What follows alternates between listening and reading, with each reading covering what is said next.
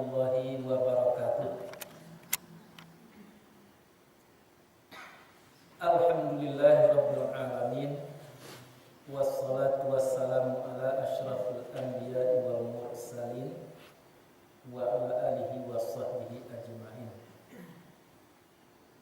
Asyhadu an la ilaha illallah wahdahu la syarikalah wa asyhadu anna Muhammadan abduhu wa rasuluh.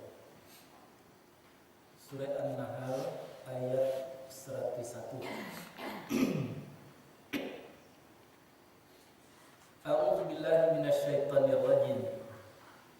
Wa idza baddalna ayatan makana ayat. Wallahu a'lamu bima yunazzilu. Qalu innama anta muftar. Bal aktsaruhum la ya'lamun.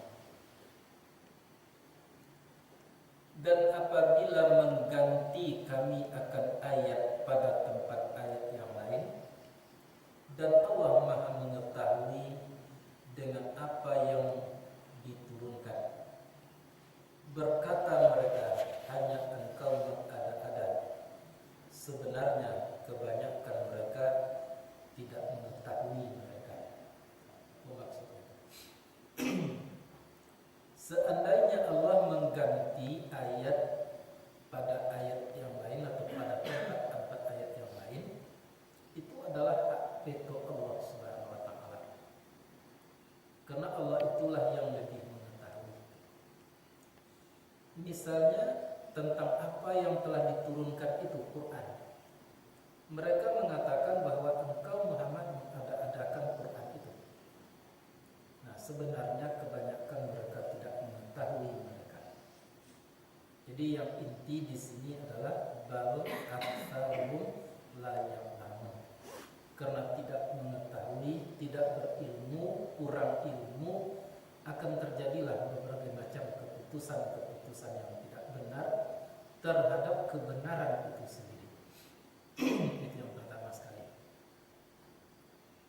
Nah, katakanlah hai Muhammad, nazzalahu ruhul qudus min rabbika bil haqq, telah menurunkan akannya Quran itu Roh Kudus, artinya malaikat Jibril, dari Tuhan engkau dengan sebenarnya atau dengan membawa kebenaran.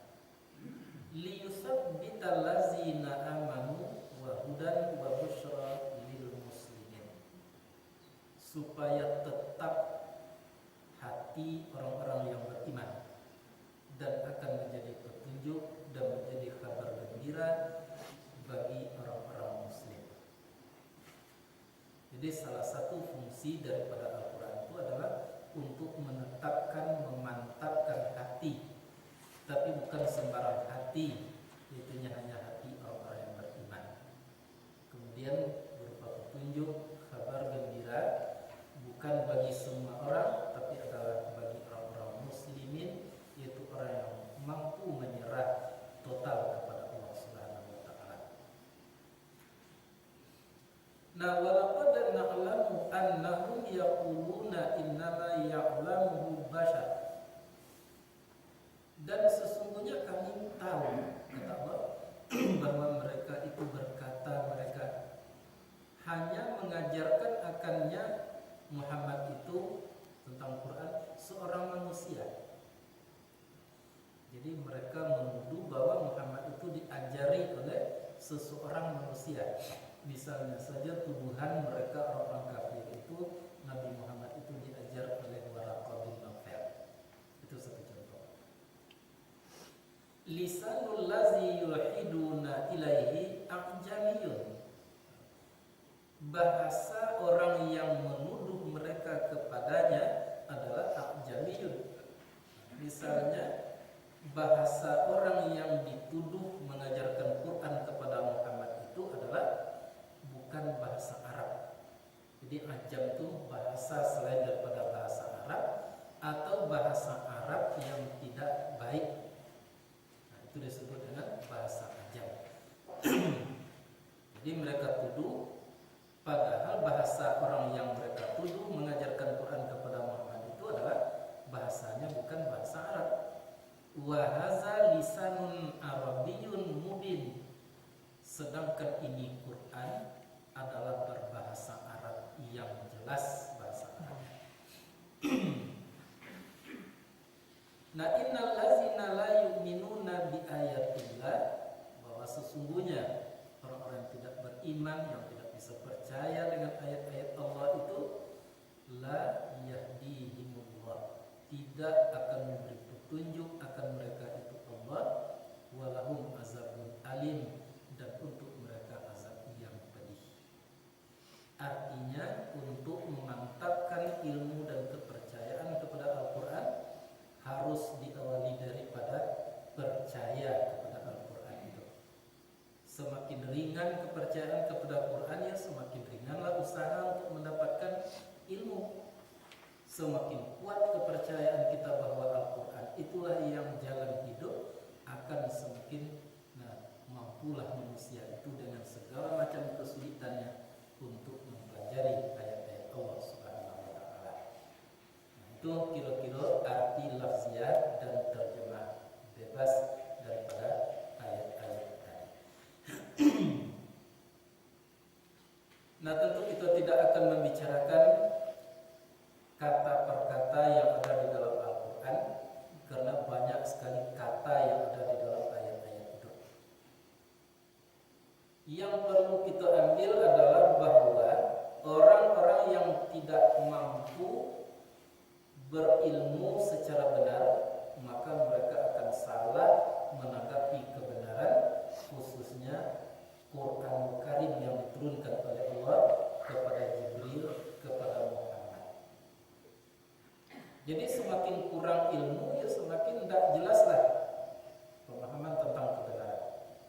Semakin tidak ada ilmu, semakin tidak tahu, ya semakin buruklah keputusan pemahaman terhadap kebenaran Allah Subhanahu wa taala. Itulah yang terjadi di zaman Nabi Muhammad SAW. Karena dia tidak tahu, karena dia tidak berilmu, maka justru mereka tuduhkan, mereka putuskan macam-macam keputusan yang mereka buat.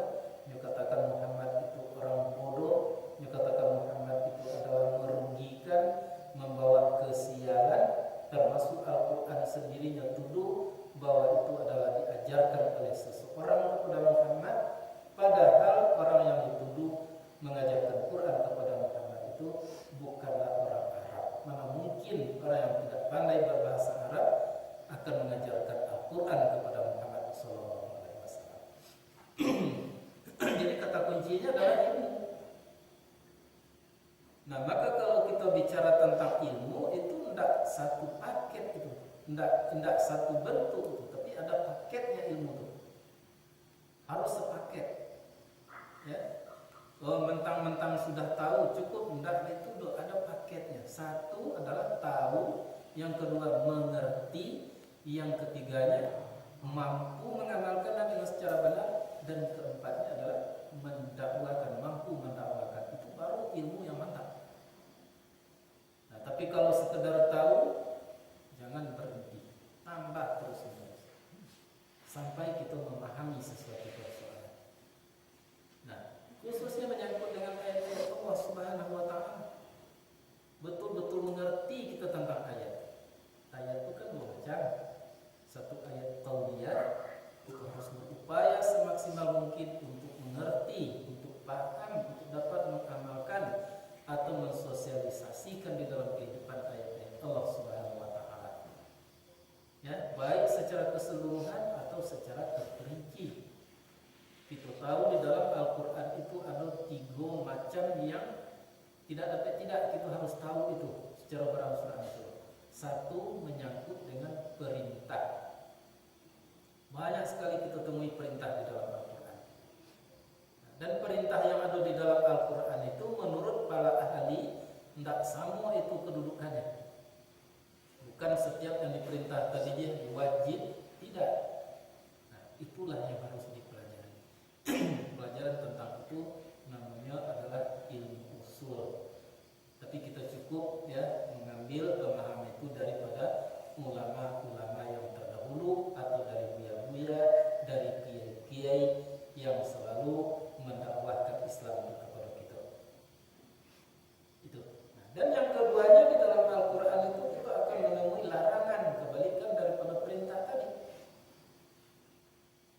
Nah, kita harus tahu. Setelah kita percaya bahwa yang disuruh itu adalah baik, kemudian kita pelajari mengapa disuruh. Nah, kita tahu bahwa sesuatu itu dilarang oleh Allah dan kemudian silakan untuk mempelajarinya. Pertanyakan, mengapa dilarang oleh Allah Subhanahu wa taala? Itu kemampuan kita, kewajiban kita untuk mempelajari itu. Nah, jadi khusus dengan Al-Qur'an, dengan sunnah Rasul itu kita terima dan kemudian kita pelajari berikutnya. Boleh, tak ada salahnya. Babi diharamkan. Kita boleh berpikir, boleh bertanya kepada orang-orang yang ahli mengapa babi itu diharamkan. Padahal dagingnya lemah. Tamu-tamu daging babi ini orang dalam jiwa. Anjing, mengapa itu diharamkan oleh Allah? Pada mulanya kita yakini bahwa itu haram, kemudian boleh dipelajari mengapa diharamkan. Nah, disitulah perannya ilmu pengetahuan yang bersifat ilmu pengetahuan alam. Makin lama akan semakin terbongkar sebab-sebab Allah melarang sesuatu dan sebab-sebab Allah tadi memerintah sesuatu. Seperti sholat tiang agama, induk perintah itu paling utama perintah sholat. Dan di zaman kita kini sudah banyak itu terbukti melalui ilmu pengetahuan efek positif daripada sholat itu dan efek negatif daripada orang-orang yang meninggalkan sholat. Baik efeknya itu menyangkut dengan jasad tubuhnya sendiri, apalagi efek yang menyangkut dengan otak dan pemikiran, dengan nafsu, terutama dengan hati nurani. Jadi artinya orang sholat tubuhnya akan diolah, diperbaiki oleh sholat itu. Pikirannya akan diperbaiki oleh sholat itu. Nafsunya akan diperbaiki oleh sholat, hatinya akan diperbaiki oleh sholat. Itu sebabnya Allah mengatakan inna sholata tanha 'anil fahsya'i wal munkar. Jadi yang tadinya kita percaya bahwa sholat itu adalah perintah yang wajib, tapi kita boleh mempertanyakan mengapa diwajibkan. Ilmu pengetahuan sudah menjawab, tapi tidak lengkap. Ilmu manusia itu belum lengkap. Mengapa? Sehingganya yang nampak di dalam ilmu pengetahuan menyangkut dengan tubuh, efek positif terhadap tubuh daripada perintah sholat itu memang ada. Ya, tapi lebih jauh daripada itu, efek positifnya adalah surga yang ditawarkan oleh Allah Subhanahu wa taala. Bagi orang yang meninggalkan itu, efek negatifnya terhadap diri itu bisa dilihat dengan ilmu pengetahuan secara ilmiah. Efek negatif terhadap pemikiran masih bisa itu diperkirakan. Tapi efek yang paling tinggi, yang buruk sekali efeknya bagi orang-orang yang meninggalkan perintah sholat itu adalah nerakanya Allah Subhanahu wa taala. Nah, jadi kita harus mencari ilmu dan kemudian yakini yang datang dari Tuhan setelah kita tahu dan kemudian boleh dipelajari. Kalau andai kata sudah kita pelajari, kita akan sampai kepada suatu titik istilahnya. Pantas Tuhan itu mewajibkan. Wajar Tuhan itu untuk mengharamkan. Karena kasih sayangnya terhadap manusia. Andai kata tidak dihiraukan apa yang dilarang, masih diabaikan apa yang diperintah, maka justru kecelakaan, keburukannya akan berbalik kepada orang itu sendiri. Kata-kata pada saat itu manusia berarti sudah paham, sudah mengerti. Nah, maka dengan demikian manusia itu di dalam amalan yang dilakukan akan benarlah amalan yang dilakukan. Sholatnya akan benar, bukan hanya sekedar baik. Puasanya akan benar, zakatnya akan benar, hajinya akan benar. Tapi kalau tidak sampai kepada titik tadi, itu sulit. Walaupun baik pekerjaan, tapi barangkali belum benar di sisi Allah Subhanahu wa taala. Itu sering sampaikan, itu banyak perbuatan-perbuatan yang baik itu, tapi tidak benar di sisi Tuhan. Nerakanya sholat tadi baik, sholat tadi duduk tegaknya, berdiri betulnya, bacaannya baik, tak tanggung-tanggung. Ya, bacaan Fatihahnya fasih, bacaan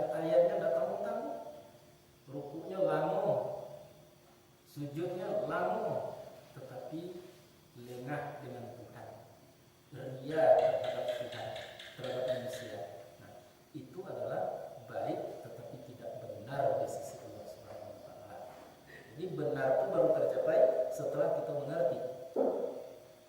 Ya, sebelum kita mengerti kalau hanya sekedar tahu, kebenaran masih jauh.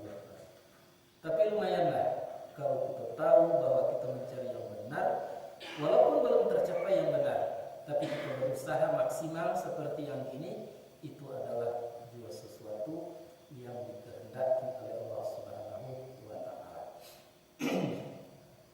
Jadi berpayah-payah itu adalah suatu keuntungan sebetulnya. Itu sebabnya orang yang mengerti berpayah-payah karena kebenaran itu adalah keuntungan. Tidak mau disenangkan ya. Kalau andai kata wali-wali Allah yang sering tuh bangun tengah malam, kadang-kadang tidak sempat tidur, kalau ditogakan tidak bisa, tidak mau berhenti. Orang-orang yang telah merasakan indahnya agama, kalau ditogakan, dilarang, mereka itu akan marah. Itu manusia-manusia yang telah berusaha untuk mendapatkan kebenaran. Nah, kalau dapat itu tidak urusan kita, tergantung kepada Allah. Usaha yang penting. Nah, jadi jangan dianggap bahwa usaha yang memayahkan kita itu merugikan. Enggak, menguntungkan. Asal usaha tadi tertuntun, terbimbing sesuai dengan ajaran daripada Allah Subhanahu wa taala. Ikhlas tadi bimbingannya.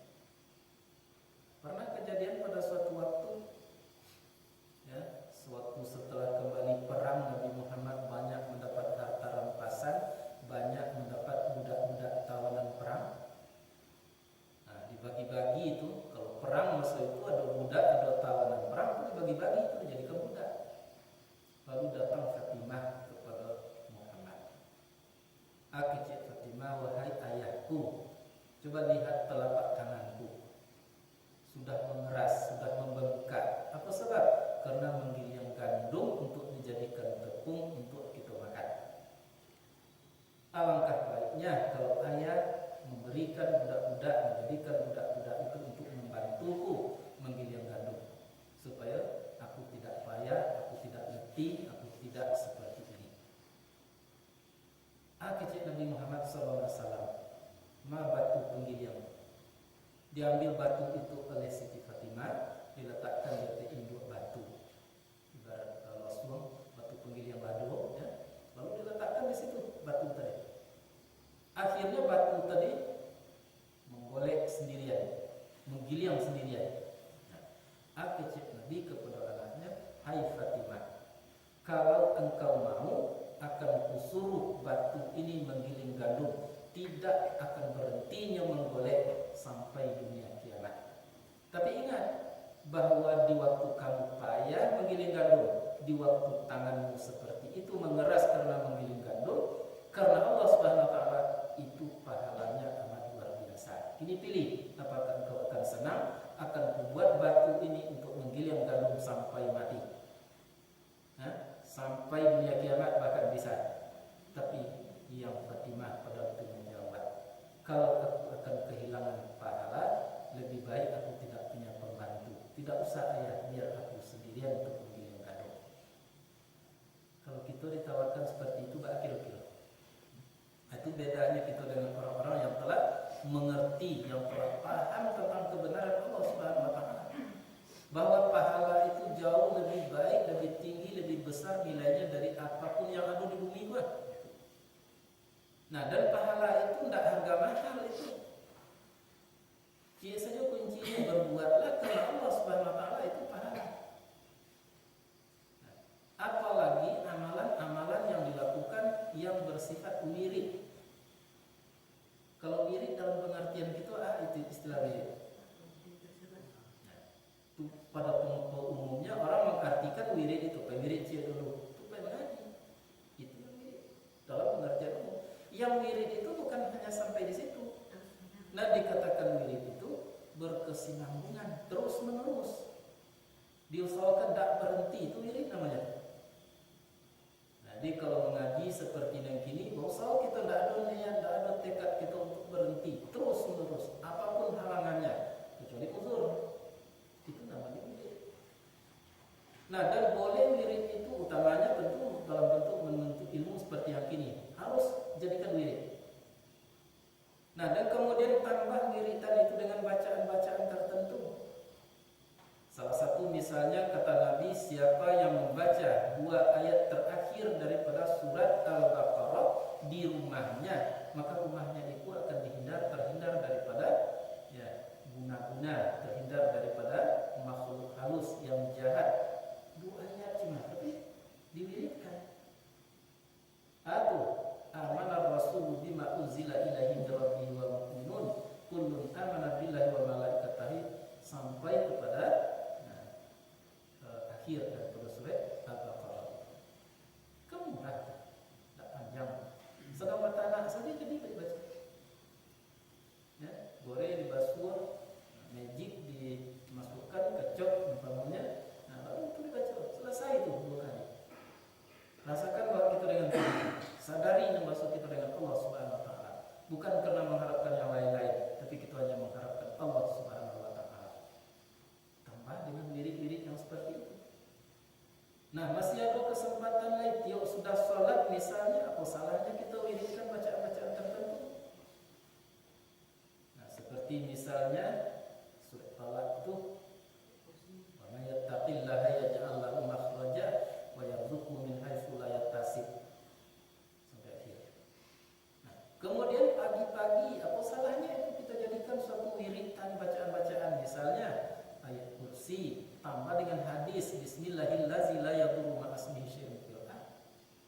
Karena dalam sebuah hadis yang diriwayatkan oleh 6 perawi hadis menyatakan siapa yang mewiridkan 3 kali pagi, 3 kali sore, ya, tapi tetap rutin dengan ikhlas tentunya, dengan merasanya dengan Tuhannya, maka dia akan terhindar daripada bahaya langit dan bahaya bumi.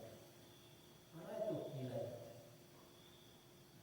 Penuh dengan keyakinan, penuh dengan rasa bertuhan, itu wiridkan. Tapi karena tidak paham, tidak mengerti, hanya sekedar ilmu saja, walaupun dibaca, tapi juga tidak dengan memahami, merasakan, maka akhirnya apa yang diwiridkan itu juga tidak ada mendatangkan efek positif kepada diri seseorang. Begitu tidak mahalnya surga Allah Subhanahu wa taala kalau kita mengerti. Tapi kalau kita tidak tahu, tidak mengerti, hanya sekedar tahu, susah. Ya, seolah-olah timbul keputusasaan menengahnya surga, baru masuk ke dalam surga itu harus menjadi hamba Allah yang soleh. Iya, betul. Tapi ketahuilah, menjadi hamba yang soleh itu tidak ada itu kemampuan manusia. Itu harus berdasarkan inayah, pertolongan dari Allah Subhanahu wa taala. Tundaknya sedapat mungkin itu kita jadikan sesuatu wiritan atau membaca Quran 2 laman semalam, tapi diusahakan terus menerus saja. Ya, Siti Aisyah itu sebelum tidur kecek Nabi tamatkan Al-Quran. Apa itu Quran tadi yang ditamatkan? Bila ke tidur itu kalau ditamatkan Quran, umur Quran yaitu Al-Fatihah. Selamalah baca Al-Fatihah menjelang bisik-bisik saja. Ya. Jadi begitu ilmu tadi pentingnya di dalam kehidupan. Andai kata kita tidak mengerti, maka ilmu itu berarti belum cukup, bukan tidak cukup. Asal kita mau tahu. Tapi kalau dipadukan hanya seperti itu saja, kita lah merasa puas dengan apa yang kita ilmui, kita miliki, itulah yang membuat salahnya pemahaman keputusan terhadap kebenaran Allah, terutama sekali kepada Al-Quran. Kadang-kadang dianggap Quran itu terlampau sulit, itu salah anggapan yang seperti itu. Rasa-rasanya tidak bisa untuk dipelajari, tidak bisa untuk diilmui Al-Quran. Itu makanya disampaikan dalam kita mengaji, tidak boleh kita merasa tidak bisa. Kalau kita merasa tidak bisa, itu berarti kita berdoa kepada Allah untuk gugur, untuk jatuh, untuk mundur. Tapi yang harus kita pahami, yang kita rasakan adalah belum bisa. Kalau kita mengatakan dalam perasaan kita belum bisa, itu wajar, sehingga kita akan ditolong oleh Allah Subhanahu wa taala bagaimana supaya kita bisa. Jadi dalam mengaji jangan dikatakan tidak. Boleh. Kita harus mengatakan belum. Itu berbeda. Belum dengan tidak itu berbeda. Jadi kita pelajari ayat-ayat Allah Subhanahu wa taala itu secara berangsur-angsur. Ya, seperti yang telah kita pelajari tadi, itu harus kita umumkan itu. Kita tidak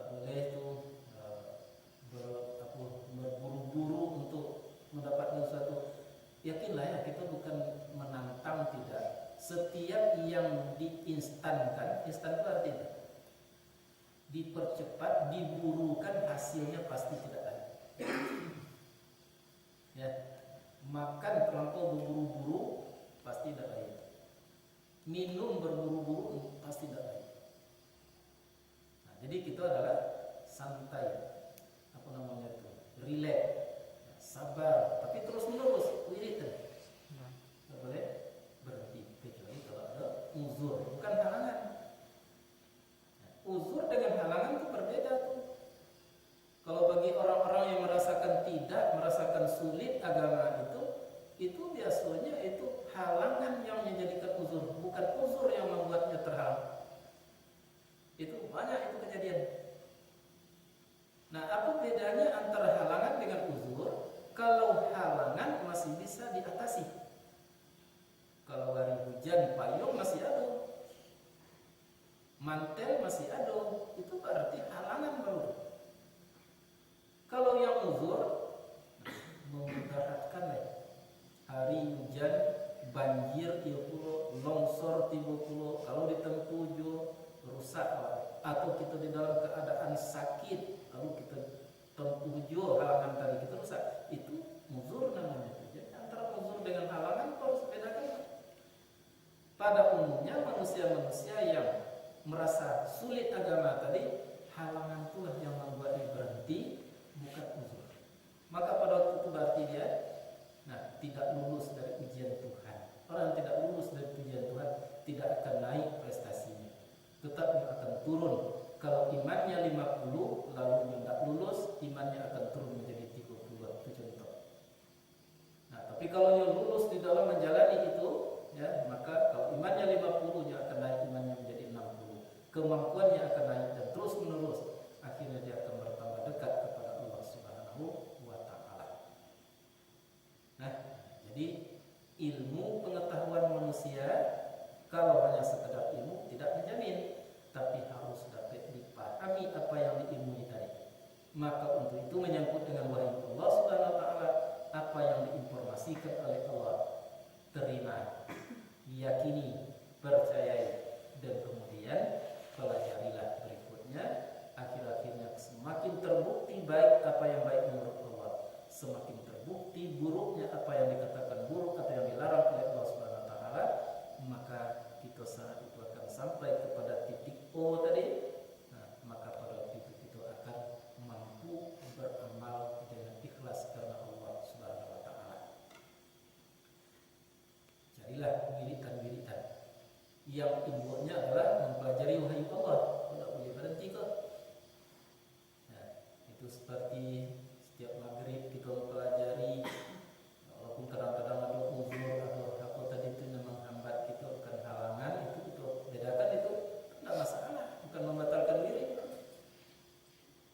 Ya, tapi kita bersedia untuk terus menerus berlanjut. Jadi yakinlah, kalau kita berniat mempelajari ayat-ayat Allah Subhanahu wa taala sampai mati, sampai tidak sampai kepada yang dituju, Allah akan menyampaikan pada saat-saat tertentu. Mungkin